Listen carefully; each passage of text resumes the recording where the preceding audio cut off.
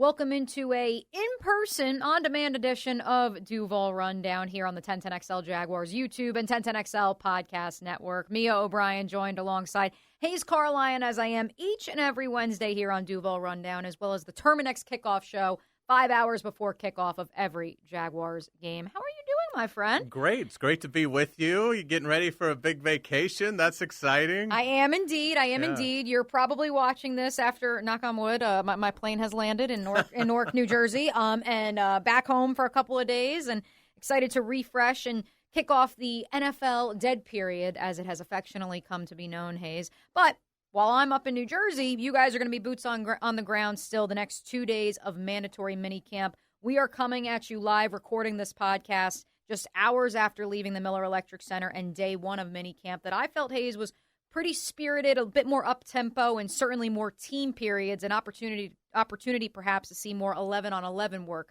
from this year's Jacksonville Jaguars. Yeah, you thought the intensity might go up a little bit now that they're out of the voluntary OTA phase, and the mandatory minicamp gave Liam Cohen and his staff an opportunity to ratchet it up a little bit, and they took advantage of it. Kept score today in some periods Liam talked after the practice about wanting to bring a little bit more of a competitive element to this mandatory minicamp while also setting the stage for what their routine will be once training camp begins. Longer hours. There's, it's a full day. These 3 days. These are regular season training camp kind of work days, and it's good for the players to have 3 days to go through that and get used to this is what's going to be expected when you guys come back in the last week of July. That word competition is probably the best place to start today's conversation, because we've heard so much about creating competition at this position, creating competition at that position, seeing that competition unfold even in phase 3 of the offseason. And so I ask you this, Hays, because I asked our friend Frank Frangie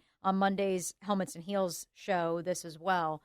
We had a listener of Duval Rundown who said, who is the player who in the competition of the last few weeks has elevated their stock the most in your estimation? I said, look, it's a little hard for us to speculate because we're not there every single day.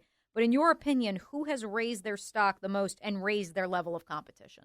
I think you almost have to go with a skill guy, because none of the guys in the trenches have pads on. None of them have pads. There's no contact. So it's hard to really get a feel for the linemen.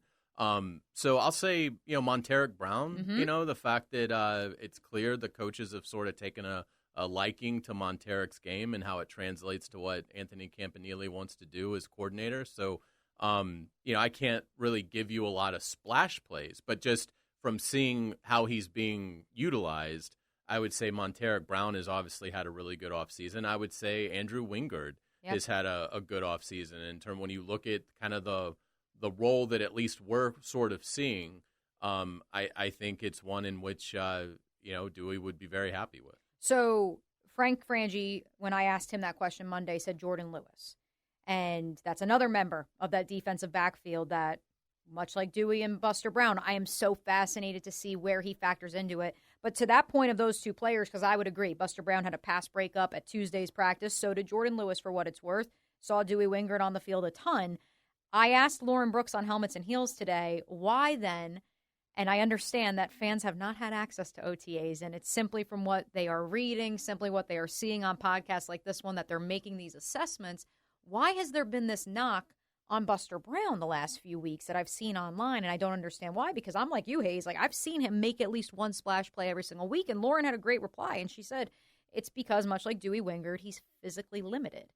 And while he may be a high IQ player, he is not the, for lack of a better term, the sexy, splashy name, whether that be Travis Hunter or Jarian Jones, who would be starring opposite Tyson Campbell on the outside. I think is like Jaguar fans and Jaguar reporters, you can't help but build a lot of scar tissue over this last 10, 12 years when it comes to late round picks here. Like, there just hasn't been a ton of success. Alan Hearns was a great undrafted free agent for a few years, and then injuries sort of caught up with him. He moved on. But they just don't have a rich history here of, having 5th, 6th, 7th round picks produce. And so I think we become conditioned to, if there's a 7th rounder, a late round pick like a Monteric Brown, or an undrafted guy like Andrew Wingard, I think we sort of gravitate towards, well, this is a disaster because, why? whereas this is a throwback to the Gene Smith era. Like, right, oh no. There's, in a lot of good clubs in this league, they find those players, and those players become quality starters, and the fans don't. I think the fans sort of accept it. That's part of your identity. That's who we are. We find these hidden gems that are going to fit us, and it's just never really been much of a thing here. So that would be my guess. Is we're more conditioned to, well, you want those guys drafted in those first 3 rounds to be playing all the significant snaps, and if you sign a free agent, you want that free agent to be a former first-round pick. Well, it really has nothing to do.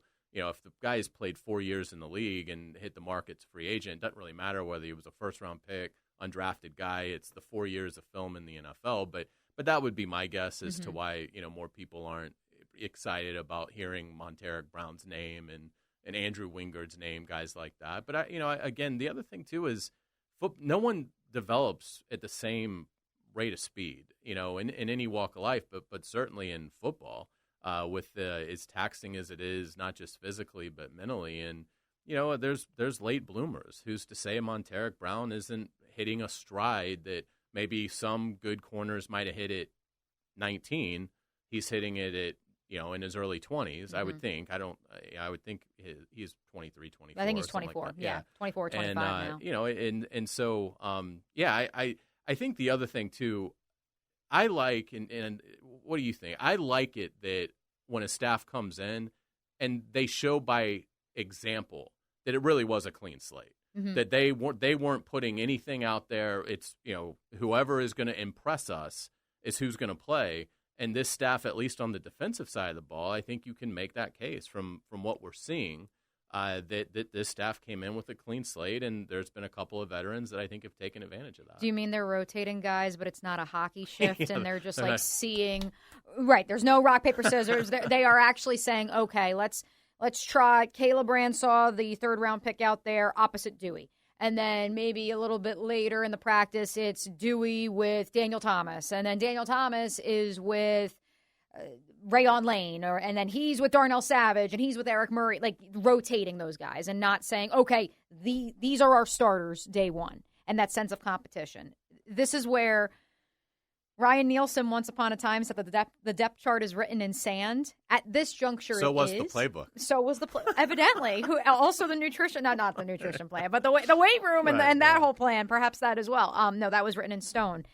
I think that. When we come back in July... The playbook was actually written in crayon. Let me correct myself. This is why we need to do more in-person episodes.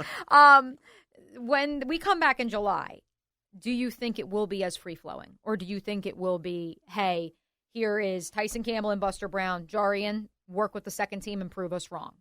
I think they've got to really start to focus in on what it's going to look like when the Panthers come to town in week 1. OTAs, you can experiment a little bit as a new staff, but I think as you get into this 3-day mandatory mini camp, you want to start getting a feel for what do we think it's going to look like. Because while the players are going to be off for 5 or 6 weeks, the coaches are going to be here. I mean, they'll take some vacation time because it's really the only time they can. Right. But they're not going to be gone for 6 weeks. I mean, these coaches are going to be grinding on this team these last 3 days of mandatory minicamp, poring over all the film, all the stuff in meetings, all the stuff we don't see. I mean, again, we're out there for whatever it was, a 2-hour practice, right. But they have the players all day long. So there is so much data over these 3 days that this staff is going to go over, and I think it's going to help them sort of determine, all right, at least what is our first step in terms of what our depth chart looks like, and let's rep off of that early in camp. And then if, a guy surprises you in a good way, you promote him. If a guy didn't have a good break, isn't adjusting, isn't doing well in the reinstall process, then obviously you pull back on that player's playing time. But I think this is an important 72 hours for them to get a good sense of this is how we want it to start, because once you report for training camp, yes, there's 6 weeks before you play your first game, but that's not as much time as you might think it is when you're launching, a brand new administration here. So let's stay on the defensive side of the ball. Let's go through it, because to your point, and I know Logan Cook made the comment after Tuesday's practice about how he's been rewarded even though he hasn't done anything, which I think he's one of the leaders of this team, whether you believe the punter should be a leader or not. I do. Special teams are special, folks, and they are important.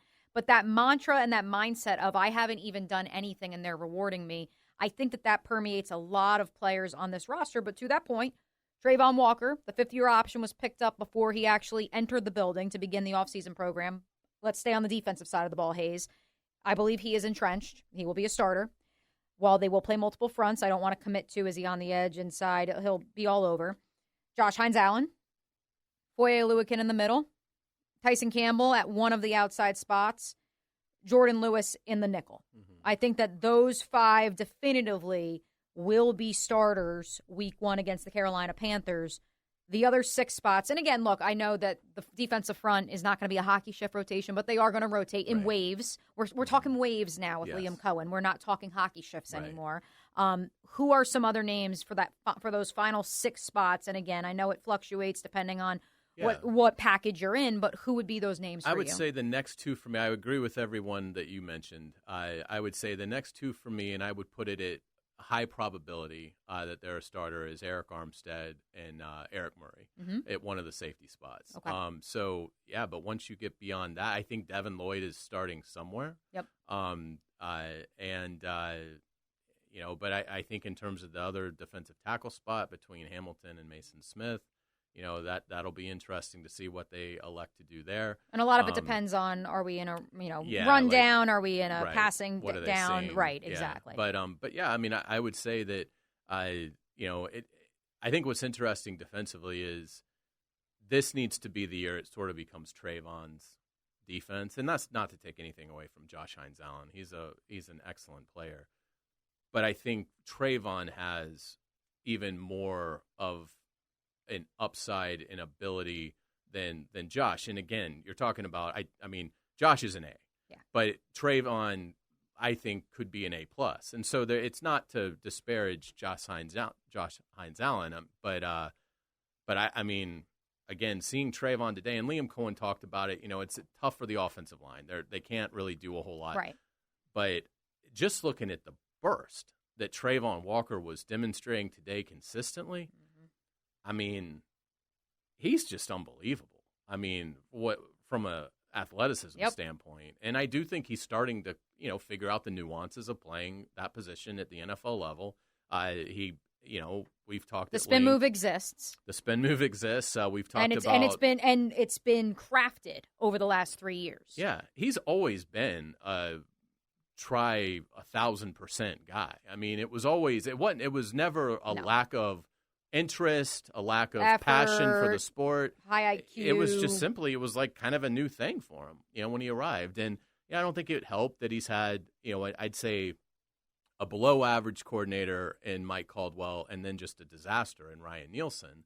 So, I think a big storyline for training camp is, do you start to see, and again, I understand the real football is what will determine this. But I think Trayvon Walker getting ready to have a huge, huge fall if he can stay healthy. And by the way, Hayes, before we flip over to the offensive side of the ball for this quick review of sorts, I thought Devin Lloyd looked pretty darn good on Tuesday. I've been impressed. And in talking to Tem Lukabu, the linebackers coach, at the assistant coach availability last week, which we encourage you guys to check out all of those interviews by going to the 1010XL Jaguars YouTube channel, I talked to Tem, and he agreed with me wholeheartedly. Of Devin, if you look back to his tape at Utah, if you just tell him, go get the quarterback, go get the runner, attack the guard, attack this line. Like, if you just tell him this is what you have to do, one assignment. On second down, you're doing this. On third down, you're doing that. And you're not leaving him in this gray area of, well, if they run the ball, if they pass the ball here, if they go to this side of the field, if they go to that side of the field, and you give him options, that gray area is where he starts thinking too much. And because he's such a smart guy, that's actually the worst thing for him. And Tem agreed, and Tem said he is the type of guy where we have come to know that if you tell him to do something, he will do it. If you tell him, I need you to go run 100 sprints, he will do that. If you tell him, I need you to go sack the quarterback, he will do that. And we hope and we pray that finally there is a defensive staff in Jacksonville that's going to do what Kyle Whittingham did. And, look at that. He was an all Pac-12 performer, consideration for All-American. So yeah, I mean, he had novel concept, right? Absolutely. And again, that's the thing. I mean, there's so many solutions that were very easy.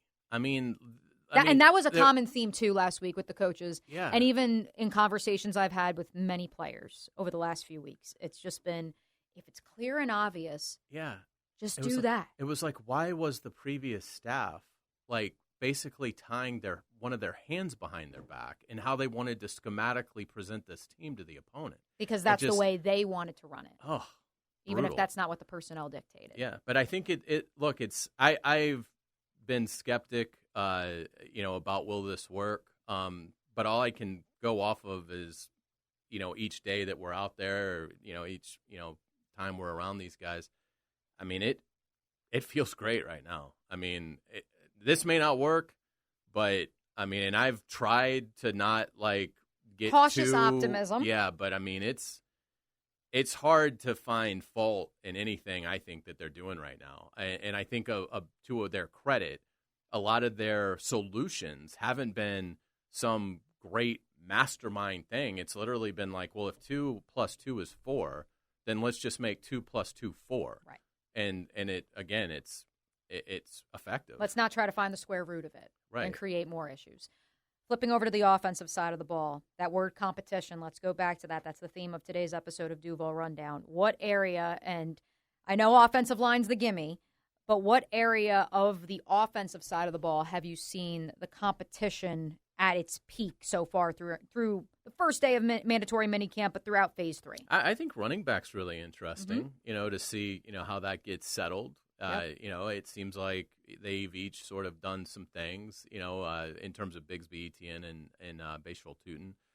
Lee Quinn Allen, I think, is in there as well. I mean, I think he's on the team. I've said that on a couple episodes. I'd be almost stunned if he doesn't. He was drafted, so. But even beyond that, he looks like if you didn't know where somebody was picked, I don't know that when he does his stuff in drills, and then I don't know that you'd be like, oh, that's a guy, that's a 7th round pick, that's a guy there, So yeah, I mean, I like the room, but it does seem like it's very much up in the air, in a good way, in terms of how the responsibilities will be assigned. You mean not like the converted fullback who was a 7th round pick a few years ago? Right. Nothing against Eric Parrish, folks. Yeah. No, I'm glad you brought up LeKent Allen, because that was an observation I made after Tuesday's practice. To see a true rookie, a true 22, 21-year-old who's at the line of scrimmage, and his calling card in college was 3rd down, pass protection, receiving back. And to see him at the line of scrimmage, didn't matter who the quarterback was, didn't matter who else was on the field with him, and to see him be vocal and identifying things, that's where you're like, oh, okay, the wheels, they're starting to turn for someone who just got to the National Football League. And I always go back to what Quincy Williams once said, which is your first year, your head's in a beehive. And that's not to say that LeKent Allen isn't going to have growing pains, because every rookie does. Devin Lloyd hit a wall and had to be benched. Tank Bigsby was put in witness protection his rookie season after one of the best training camps we've seen in Duval in quite some time. And so I don't want to say that I'm buying that he is absolutely going to be a bona fide star year one or something like that. But I do think he and Tootin offer each something a little bit different than what Tank Bigsby and Travis Etienne currently offer you. And I think Liam Cohen's going to have a stable of running backs. There will be a rotation. That's a healthy thing. Without a doubt. In terms of that offensive line, what stood out to you so far? Yeah, obviously I think that what's been most interesting is we knew Patrick McCarry arrived with 5-position versatility. We knew that Wyatt Milam was obviously picked in the 3rd round, would have guard, tackle versatility because they are converting him to guard. He played tackle when he was in college. I think that you can go right on down the line to a litany of players, whether that be Chuma Edoga, whether that be, at this point, Javon Foster. If you go to Fred Johnson's going to play a little left and right, I would think, at different points in practice. I think you're going to see, I'm blanking on, Cole Van Lannon, shout out CVL. Shout out CVL balls. That's what they affectionately call him in the locker room, folks. It's not weird. They call him balls. He has 4-position versatility. And so we knew that going in, and we knew that that would create competition. And again, I don't think, and if you're going to go out to training camp in July, or if you're going to be at the practice Wednesday, don't think that this is hockey shifts. This is the time to tinker and say, okay, how can we push this person and that person? And to that point, I thought Sean Serrett, the offensive line coach's comments to me last week were interesting, because I brought up Ezra Cleveland's interview with me, in which I said, describe this idea of someone's behind you. And he said it's important. It's not to say, oh, well, like, this person's taking my job. You need to think like that. You always need to think like that. And that's what Serrett echoed as well. He talks about one of our contemporaries now, but former NFL player, Ramon Foster, up with, now he's with 104.5 The Zone. But when he was in Pittsburgh, he was a starter for 8 years. He had a bullet on his back. He had a target on his back all 8 seasons. His starting spot was not solidified. And that's what Serrett said he's really trying to create here in Jacksonville, knowing full well Ramon Foster was going to be the starter in Pittsburgh, but there was always someone pushing him. There's always someone behind you. And that's what Ezra explained. It's about having multiple guys that are stepping in and not just, okay, you're the starting 5. We're going to trot them out and we're good to go. I think they've done a really nice job, really starting with the first wave of free agency in terms of adding, bodies along the offensive line and creating that competition. Then obviously you go out and get Wyatt Milam in the 3rd round. And so, and looking at it, I think that's going to be, we may never see another offensive line battle across the board with as many positions. It's not all 5, but it's probably 3 that are. And it may not be the 3 that many of you are thinking, by the way. That are somewhat up in the air. And maybe more. I mean, you could cover 20 years worth of training camps and maybe never see an offensive line with this many quality candidates to assume a big role. It's going to be a lot of fun to see how it shakes out. Obviously, that'll be a massive, storyline throughout training camp and into that first preseason game. And then once they get beyond that, you need to start kind of making some decisions. So we did the defensive side of the ball. Let's do the offensive side of the ball to wrap. Who for you, Hayes? Okay, if we roll the ball out today, this guy is probably starting. Trevor Lawrence? I think that's a safe assumption. Yep. Yeah. Okay, and despite what the internet trolls keep telling me. I mean, Seth Hannigan had a really good Tuesday, folks. I'm just saying. Yeah. Yes, Trevor Lawrence, Brian Thomas Jr., Travis Hunter, excuse me. Running back, it's going to be some that's up in the air, combination. I mean, they're all going to play. In my estimation, they are. I believe that all 4 are making the roster. I agree. Barring a trade, which I don't think they're going to trade Travis Etienne. If they do, it would be at the trade deadline. That's just my read on the situation right now. And it would take an injury somewhere else, probably. Correct. And I think that Liam Cohen wants to have as many bullets in the chamber, as many options in the chamber that he can trot out on game day. So I think it's going to be those 4. So one of those 4 running backs, Brenton Strange. Yeah. And then who else? What of the other 6 starting spots do you say, okay, on the offensive side of the ball, good bet right now, this is the leader in the clubhouse? I'd be surprised if Makari is not the right guard, and I'd be surprised if Robert Hainsey isn't the center. I think Walker Little is safe at left tackle, but I probably will give it the first 10 practices of training camp before I fully go on. But I think he's looking good. And that's, I think left guard's open. I think right tackle is open. They're pushing him. Yeah. I think that the comments, I don't know if you heard them yet, but from Sean Serrett, when I asked him about those players, I didn't say, are they in a competition? I just went down the line. And I said, what have you seen from Walker Little? And he smiles, and you guys can watch the video. And he says, consistent. He knows this is a competition. He shows up every day, and he's consistent. And then I said, Anton Harrison. And he said, high ceiling. We're working on the consistency. No, it's not good. And that's why, and that is why when I say it's not necessarily the offensive lineman who, I know everyone's writing Walker Little off, but when the offensive line coach looks me in the eye and says that, I say, okay, they're going to push Walker Little, to be clear. That's why they made the signings and the moves that they did this offseason. It may not be the competition that you think, though, that is on the table come July that we will see at the Miller Electric Center. Hayes, anything else before we get out of here? I don't think so. Have a great time, and we'll look forward to getting back to Duval Rundown, I guess, when the boys are back in town and training camp's begun. I'm bummed that Frank Frangie had to bail on us. We were so ready to have this nice little trio, this round table. It's okay, Frank. We're going to do another one of these. Our plan, again, for Duval Rundown is that we will be back once training camp gets up and running. We will do episodes on the days the Jaguars are not on the practice field. That's like every 5th day or sorts. So sometimes it's a Tuesday, sometimes it's a Thursday. Just keep it locked here on the 1010XL Jaguars YouTube channel and the 1010XL Podcast Network. Duval Rundown will be back later this summer. Hey, Mia here, and thanks so much for watching 1010XL Jaguars. For even more coverage of the Big Cats, be sure to subscribe to 1010XL Jaguars.